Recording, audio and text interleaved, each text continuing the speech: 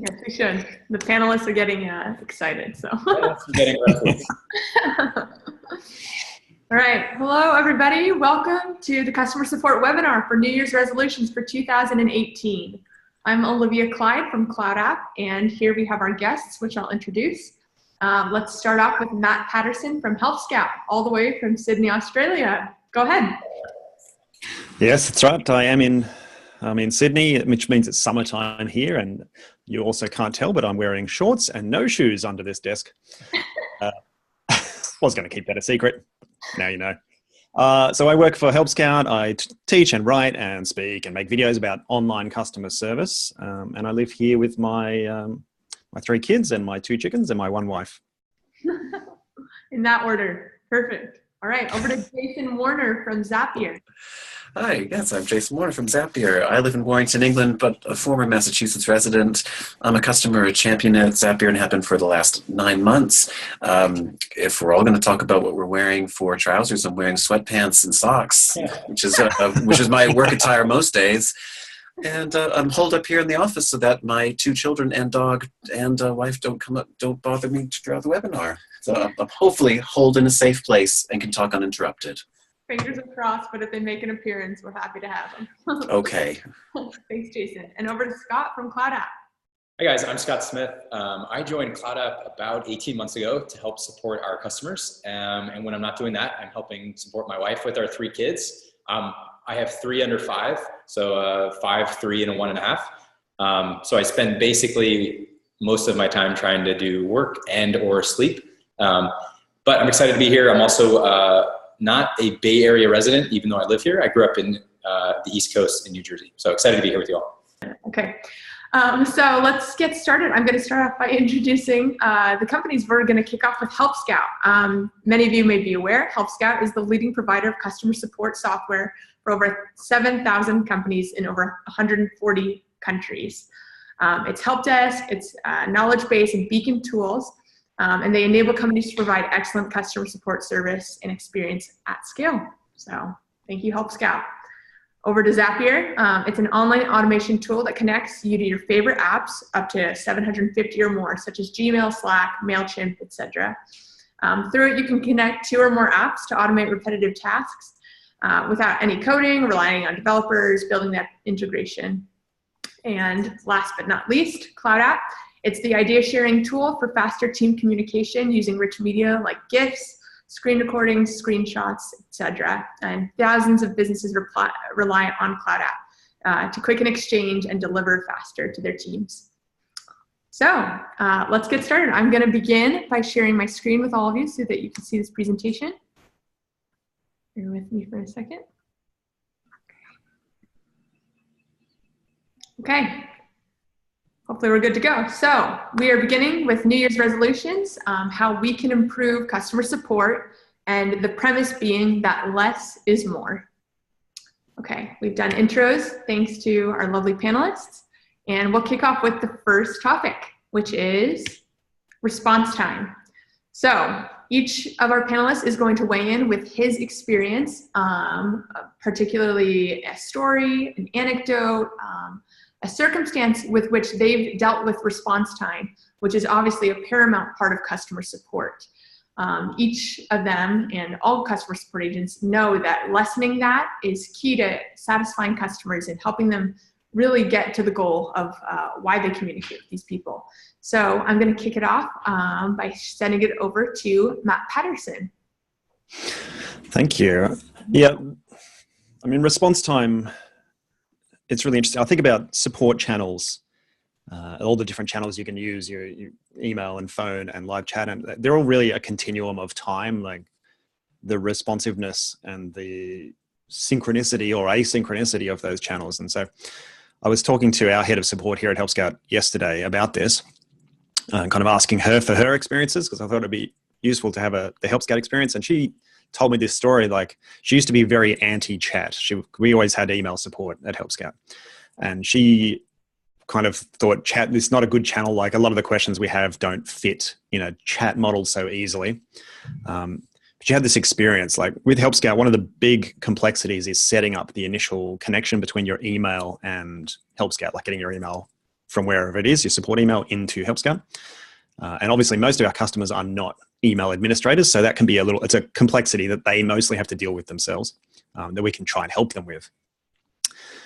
But in that situation, she just found live chat was so much better because of that responsiveness, because they can try one tiny little step and then they can talk to us and get help or get an answer really quickly and get back to the next step.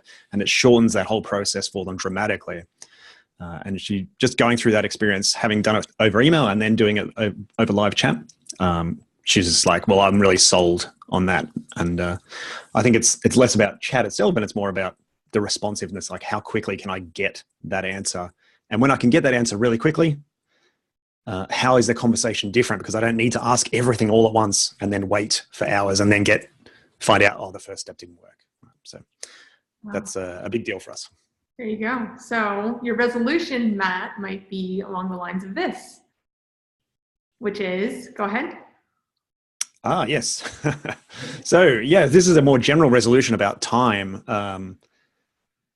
When you think about how do you reduce your response time, understanding like where is the time actually going? So are we losing time in between looking for information? Am I losing time because the tools are slow or I can't find stuff? So understanding where I spend that time helps me make smarter decisions about how to reduce the time spent. Perfect. Thanks. Sound advice from Matt Patterson. Okay, so I'm going to head it over to Jason Warner from Zapier. What is your experience with support? I'm resolving to not fall down too many rabbit holes in 2018. There it is. At Zapier, we, as Olivia said, we support over 750. We're closing in on 1,000 apps. Look out for information on that soon. But we support so many things, and it's impossible to know everything about all of those. And there's a problem that every single day, I've been there for over 9 months now, and still every day I come upon questions about an app I've never heard of before, and just questions I've never heard of before, even in apps that I've dealt with in 50 other tickets. There's something new every day, and I have the kind of personality where I want to know all of the information about all of the things, and I feel like it's necessary, because what if somebody asks me that very specific question? Then I'll be able to tell them, and it's going to feel so good for me to be able to tell them all the things that I know. They'll be so impressed with all my knowledge. But I find that I can spend too long looking for that exact answer to everything, when the customer just needs to know, how do I do A? And I can just tell them, here's how you do A. I don't need to tell them, here's why you can do A. Here's the context in case you want to do B, C, and D. Here's why E might happen. Here's why F might happen, and go into all the different rabbit holes. They don't need it all. And so I'm trying to resolve to just give them the answer that they need. If there is any natural follow-up question, I'll do that. And I don't have to find out the totality of all the information about all the questions, because if I do that, it means that I don't have enough time to answer 5 tickets in the time that I've taken so long to answer that one. Perfect. I love that idea of boiling it down to the most imperative so that you can help the customer faster. Thank you. Exactly. All right, and over to Scott for response time. Great. So one thing that's been on my mind for a while is how we handle customer cancellations. So our current flow is set up such that if you said, hey, I want to cancel my customer account, you go into our plan section, you click a button that looks like it's going to help you cancel, and it actually takes you to a survey. And the survey is pretty simple. And I've actually talked with a lot of other companies who have followed this similar flow, in early stages. But basically, they fill out some information, their name, their email, why they want to cancel, and what they're going to do when they're not using CloudApp. But that triggers off an email to our support team, and we basically go through those tickets at the end of the week in sort of a batch format and try to resolve them. And I think what's been unfortunate is that we get questions throughout the week, which are essentially, hey, have you resolved my cancellation yet? And I can tell that these people are unhappy with how long it takes. And even though it's maybe 2 extra days, it's still 2 extra days too many. So one of our New Year's resolutions is basically to automate this process, but still keep the reviews. We still want to have the data on why people want to cancel, what they plan to do otherwise. And we really want to make sure that those customers are happy. Even if they're leaving us as a customer, we want to make sure that their last experience is good. Perfect. Keeping it simple. All right, so our resolution amongst the four of us, less response time, more satisfied customers sooner. So gentlemen, if you'll join me in a toast to our resolution, everybody, bottoms up and cheers. Cheers. Didn't see that one coming, viewers. All right, next topic. We're going to be talking more about going it alone in customer support, how sometimes the temptation is definitely there for us to spread ourselves thin as we trust ourselves the most in terms of delegating and tasks, taking on perhaps too much for us to bear alone. So Matt Patterson, what do you think about this? Oh, so much. I will try and be short though. I mean, essentially like trying to do everything yourself. It's very natural for small teams. Like I started in my last job as the sole customer service person and you do everything. And it's hard to let some of those things go because you like the way that you set them up or you feel like you understand more and you do know more. And the initial step of delegating is hard because you've got to accept that the next person is going to do it differently than you and they're probably not going to do it perfectly at the start because they can't. They've got to go through the same pain that you did. So the example that comes to mind for me is a team leader that I had in a previous team who it turned out was much more interested in doing the reporting side of managing a team that I'd been doing for ages and I did not like doing and I was not great at, but she turned out to be much better at it and much more interested in it. Those things often go hand in hand, right?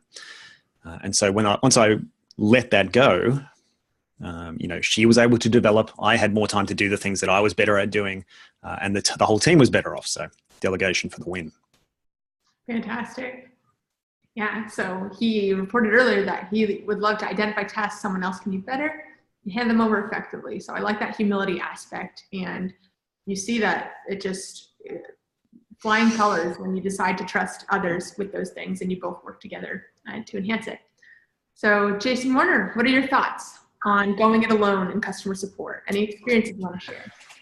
Yes, I need to be better about asking for help, and there's been so many tickets where I've been, going back to the first thing that we were talking about, I've been lost in the weeds trying to figure out the answer to the question, and I spend 10, 15, 20 minutes on it, looking at all the notes, the internal notes that we've written about it, and searching on Google trying to find information about it, and going into the logs and looking at all the different code that went on behind the scenes about it, and looking at all the conversations about it, and then I've exhausted all that, and I ask in our support channel, does anybody come across this before? And then within 5 seconds, 5 people said, oh yeah, I know how to do that.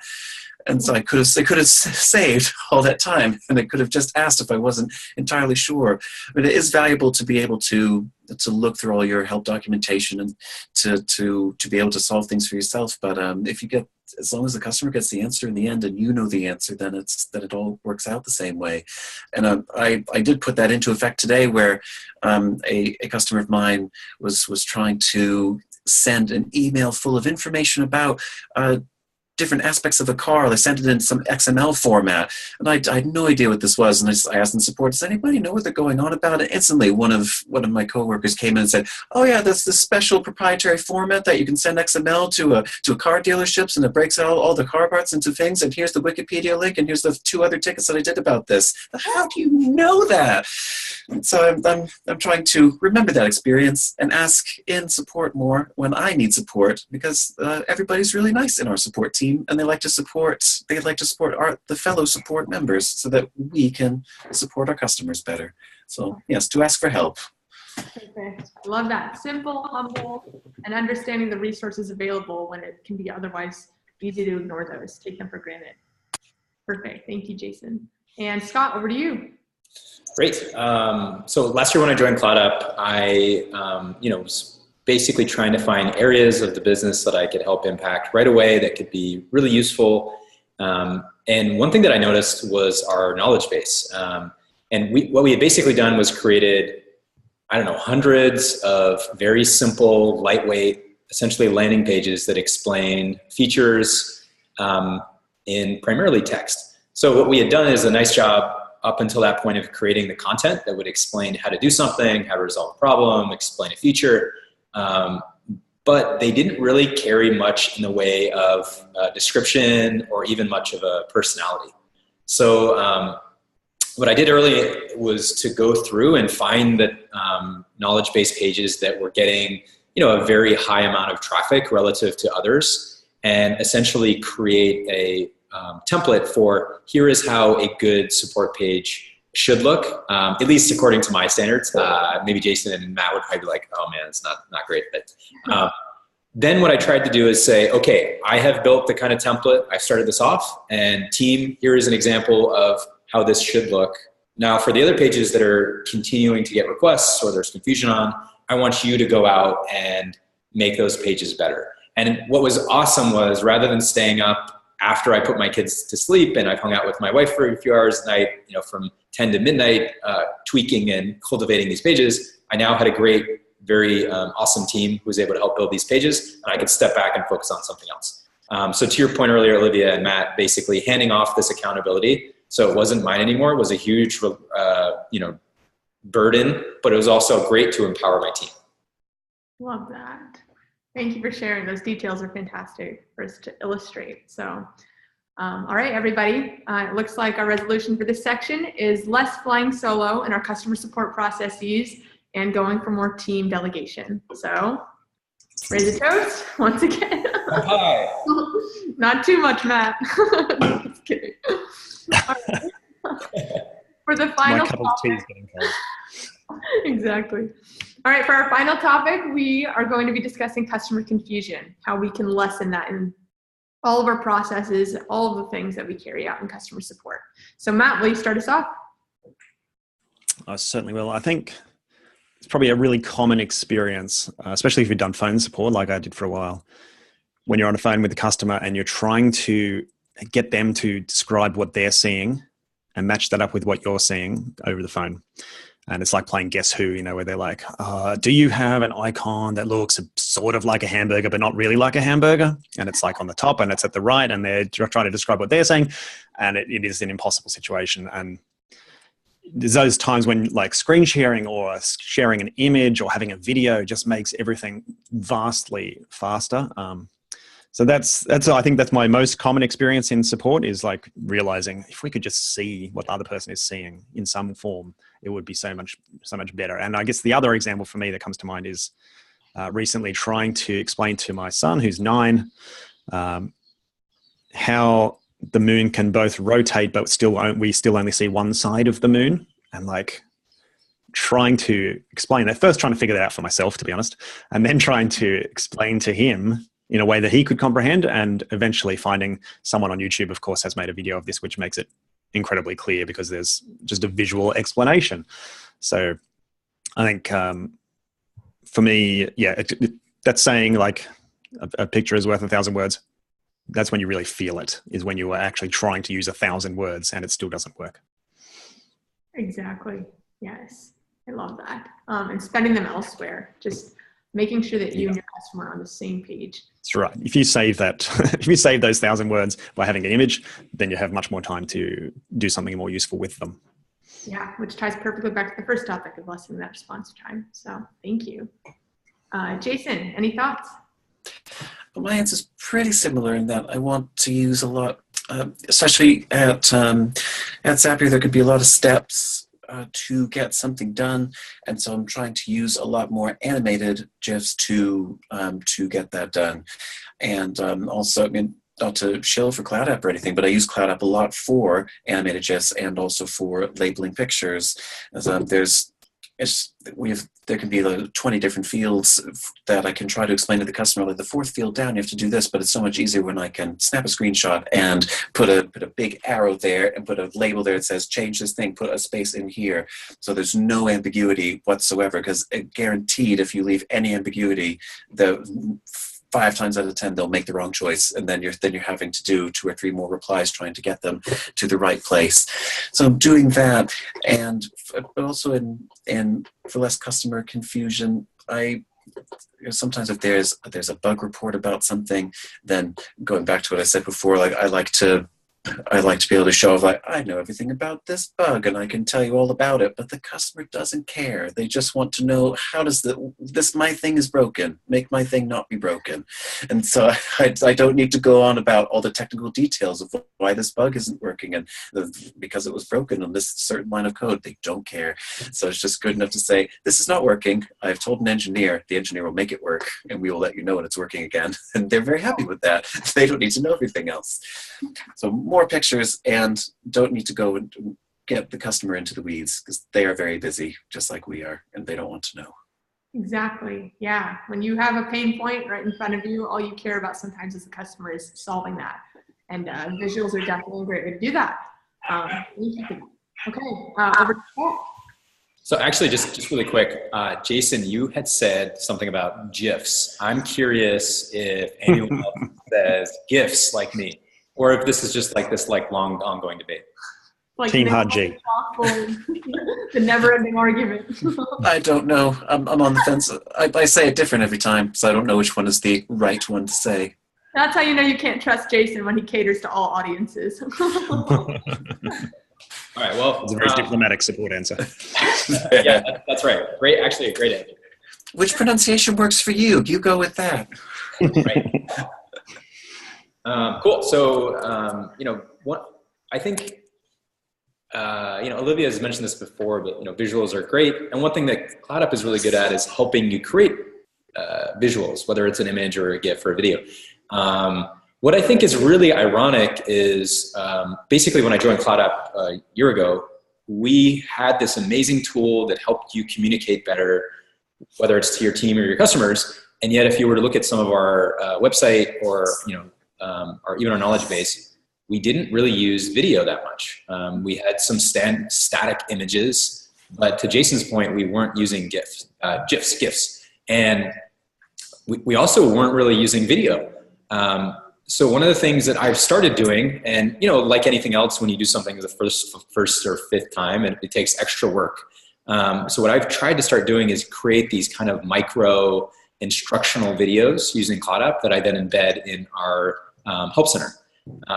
And what's really been interesting is that of the content that gets consumed and of the videos that gets watched, or the things that people look at, these videos are great because they're like either a GIF and they're 10 seconds, or they're a video and they're a minute, and you immediately know exactly what that thing is that you need to do. So my resolution for CloudApp is basically to use our product better, particularly with video, because 80% of the internet is video and people love it. YouTube is a top 2 web property, and I think people like that behavior. Perfect.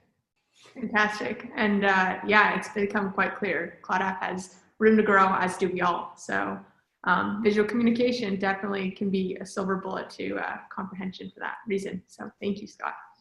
So last but not least, our final resolution: less confusion amongst customers, more visual clarity. So everybody, if you will, last time, bottoms up.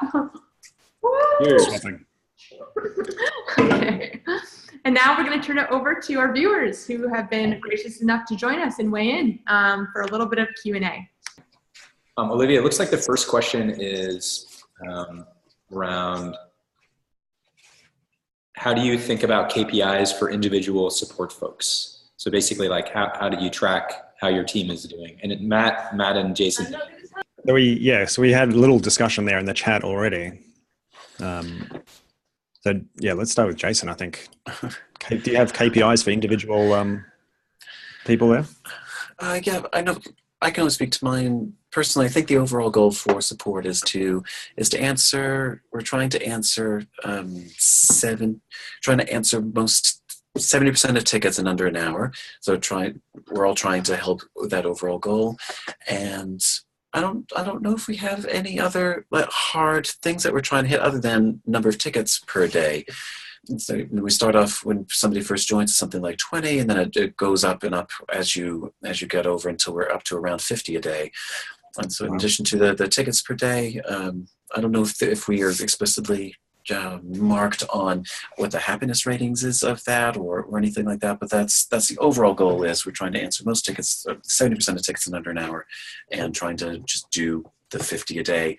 That can fluctuate depending on the queue that you're in. Like if you're trying to do all the ones that haven't been responded to in, say, about 24 hours, then usually those haven't been responded to because all of us have been avoiding that ticket, and so that takes a little longer. And so it's understandable if your goal is down for that day, but that's just the overall shape of that, and it's pretty flexible.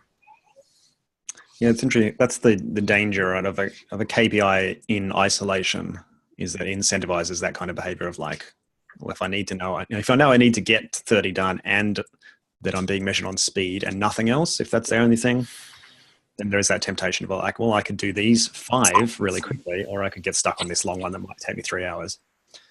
So I think you have to be careful with how you're measuring those things to make sure that you don't create a situation in which doing the right thing actually backfires for an agent. Yeah, that's fair. Yeah, I definitely agree. I think one thing that Jason mentioned was like this rabbit hole concept. And I think when you're isolated to your support queue and you really care about your customers, it's easy to just go deep and spend a lot of time trying to help resolve their thing when maybe it's actually an engineering bug that you discover, but you're trying to stay there and help them, and you just are spending so much time. And I think to Matt's point, like at CloudApp, we probably have too many things we're looking at, and we probably should just have like one, North Star metric that we focus on. So I really like that point of almost like focusing on one, making it easier for your team. Awesome, fantastic. Thank you to whomever submitted that question. Okay, Scott, are there any more? Yeah, I see. So let's see. It's Ryan. Ryan Steinberg is asked, how do you think about tiering, he says dreaded, I know, support for your customers? Is it based on customer value, complexity of the question, or some combo of both? Well, I know that for us, we definitely have a high value queue, so the people that pay us more money get shifted into a different queue, and so we tend to tackle those first. And anybody that pays us money gets tackled first, and then the free people we allow ourselves to answer those a little bit slower. Has that always been the case at Zapier? As long as I've been there, it's been in those different queues. But there's no good way, again, because we have so many different things to support. We don't have yet a good way of being able to quantify which of these tickets will take shorter and which are longer. Though I think we're starting to think about having all of us label tickets, whether they're low difficulty, medium, or high, and start to come up with a way to automatically label those. Interesting. Because I think, to Ryan's point, calling it dreaded, I think that's right. Like in my experience, support people, you just have that innate sense of fairness of like, everybody should get a great support experience and no one should have to wait because they're not rich or whatever. Like that's the kind of gut feeling of support, especially in companies where you just give everybody great support because you have like 6 customers and you can do that. But I think as you grow and you realize it's a little unreasonable that a person who's paying us $1,000 a month should get stuck behind the person who's not paying us anything at all and has 11 questions just because they happened to email 2 minutes earlier. Yeah, or even a scenario where like somebody's paying you 10% of your company's entire revenue. Yeah. So I think figuring that out, there's a psychological barrier to get across for support people sometimes to reframe that in a way that it feels more fair to them to treat people differently. Yeah, I would say at CloudApp, when we first started with support, we had a similar scenario, which was like Wild Wild West. Anybody who submits a ticket gets an answer within a reasonable amount of time. I think we're probably still kind of in that category. We have promoted a simple distinction between free users and paying users, with maybe a little bit more focus on anyone who's paying us like, I don't know, 5% of their company revenue. We try to at least make sure that everyone at that business is doing all right. And at the same time, I know our support team loves to just make sure that everybody gets an answer quickly. So Nick Gaston, he asked a question, how long are the help videos you're putting into the KB? Since I mentioned that, I can answer quickly, and Matt or Jason, if you guys have done this, you can chime in too. But there's 2 different types of videos that we're putting into our knowledge base. So one is the GIF, And GIFs are interesting because it's basically a bunch of images packaged together in general, a terrible compression format. So they can be really, really large files. So if you add to your knowledge base, they can both be a long page load, and you have to wait for the GIF to kind of cycle through and repeat. So I would say that if it's short, GIFs are great. On the other hand, if it's a long 1 minute, 10-minute video, or I should say interaction, video is great, mostly because you can stop, play, scroll through, slide back and forth. It's kind of like trying to play like a piano piece. You don't necessarily want to completely start all the way from the beginning. You want to maybe focus on the part that you're having trouble with. Good analogy. Yeah, and shorter videos are better, generally speaking, because they get watched. People are more likely to actually watch them if they're short. You know, you can look on, there's some good YouTube stats on that. And also, if you make them short, then when things inevitably change, you don't have to remake a 10-minute video or try getting in there and editing and trying to find that section. You can just replace the one minute. It's so much better. I'm speaking from painful personal experience. Yep, and I would also add to Matt, your point about videos being watched and consumed. Anytime our videos are longer than like 20 to 30 seconds, you definitely see a drop off after like the 30-second point. Okay, so Ryan Steinberg asked, how do you think of career progression within support? Is there a difference for technical versus non-technical roles? Jason. In Zapier, we have you can go into different areas in our support. Like there's people that go into customer success, which is usually supporting the people that pay us the most or have specialized contracts with us for whatever reason, like security concerns or whatever. So they go on to help set up those more custom deals. There's people that go on to help with the documentation team. There's people, what else do we have? I think there are people that then go into a more technically focused support role. And I'm sure, and there's one more which I can't think of, but there are those different paths that we allow people to go to. And then, of course, there are some people that will wind up in management when that's available. But it's nice to know that there's a relatively wide variety for us of disciplines to go into. It's not everybody's going to want to write documentation, but some people have a more sales-oriented thing, which is not me, who are going to go into success. And some people that are smarter than me are going into technical. So it's nice that we have that good variety for everybody so you're not just stuck doing 50 tickets a day and nothing else. How big is the team? We're up to, and the support team's, I think we're around 40-ish now. It seems like every single week we're hiring somebody else. Yeah, I think that can make a difference in support, because if you're in a small company, it can be really hard. Like people can get stuck there.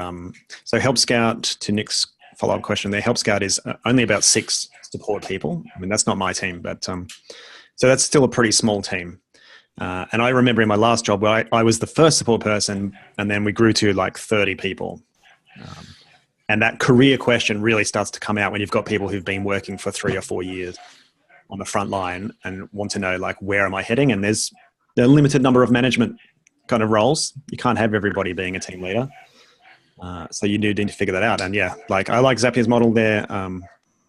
Trying to find ways for people who don't want to be people managers to still progress in their careers and to be able to specialize, maybe to take on certain types of tickets or to start to learn skills relating to certain areas of the product, or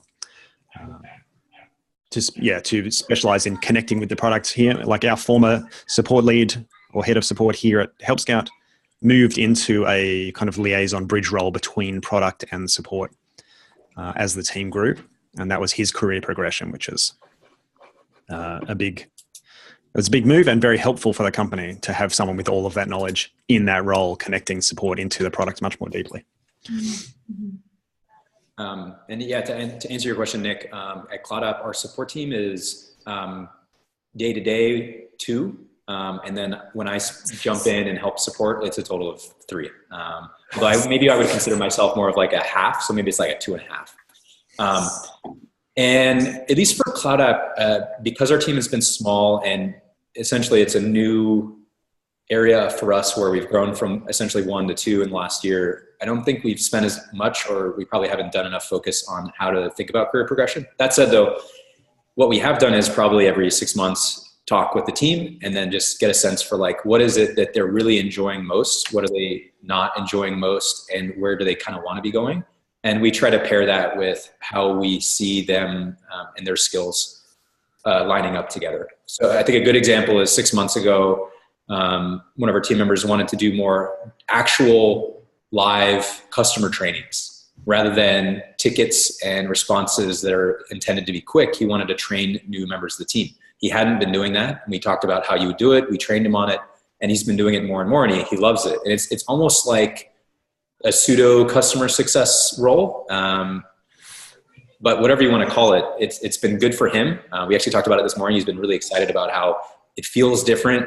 He feels like he's progressing, and he has accountability and ownership over some new part of his business. I've just got one other example.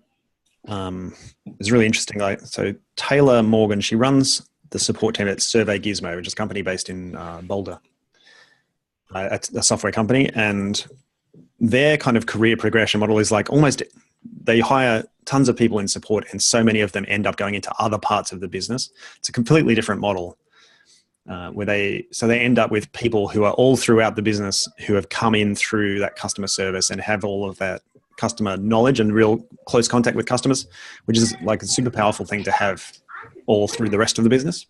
So that's another way to do it. And you have to set up your business in that way, and you've got to be prepared to take the cost of like constantly retraining people through support, because you're losing all your best people out to other parts of the company. But if you can make that work, I think that's another really powerful option.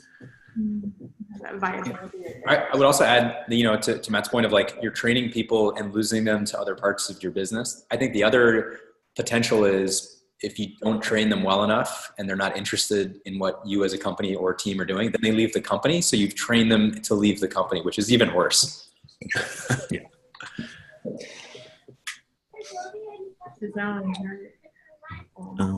Time for maybe 1 or 2 more questions.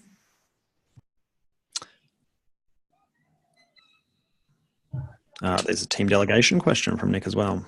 I knew we missed that one before.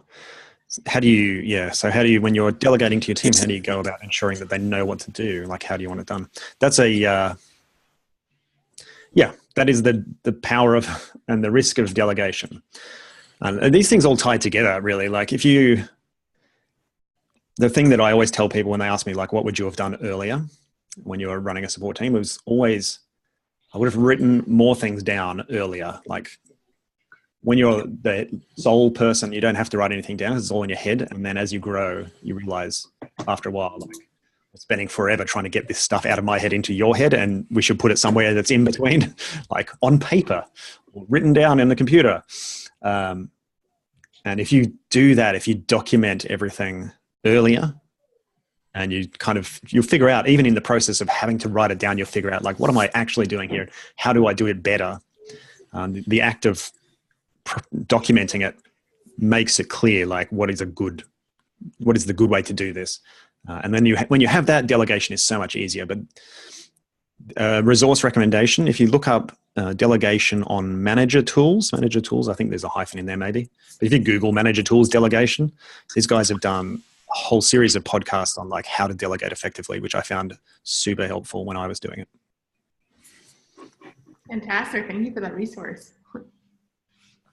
I would add to Matt, with team delegation, I think the first thing that you need to start with is an understanding of the strengths of your team, or at least a perception of what those are, so that when you do try to ask someone to do something, they have started off with like maybe a smaller project, so that you can get a sense for how they're going to work, how they're going to complete it, and like what the deliverable looks like. And it's almost like that idea of trust but verify. So, there's sort of this incremental approach to helping your team grow, where you don't start off by say like, hey, can you go lead the support team? It's like, hey, can you lead the support team during our weekly, conversation as a group, and talk about our metrics? And you see how that goes. And then you can kind of coach them and make sure that they're doing well against that initial KPI of just do this one thing and let's see how it goes. And all I can speak to about Zapier is that, I was talking about the queue before and how and how you don't want to incentivize people just going for the easy tickets so they can hit their quota for the day. So every day a Zap has been set up so that we have a spreadsheet with everybody's what parts of the queue that people are doing. So some people are doing people that are paid. Some people are doing people that aren't paying us any money. Some people are doing from bottom up. Some people can just take on any tickets that they want to. So you have all these different categories of tickets that you do. And so every day around 10 in the morning, then we get something in our Slack channel that says, here's who's doing what role. So everybody gets notified in their Slack handle. So it's all visible for everybody to see what you should be tackling. And that cycles through regularly. So you're not always stuck trying to handle the worst tickets from the bottom up. That you maybe get that once a week, and then the other days of the week you have the ones that are a little bit easier to handle. So everybody gets exposure to all of the different queues. What is the other actual thing? Watered down to a science like that. Thank you, Jason. Okay. Well, if that is all we have on the questions front, thank you so much, Scott, Jason, and Matt, for all of your comments, and we really appreciate those perspectives all three of you bring to the table. Everybody, thank you for joining us on this webinar, and from Help Scout, Zapier, and CloudApp, we all wish you a Happy New Year. So everybody, one last toast, and thank you to our viewers. Happy New Year. Thank you. Thank you, guys. Thank you.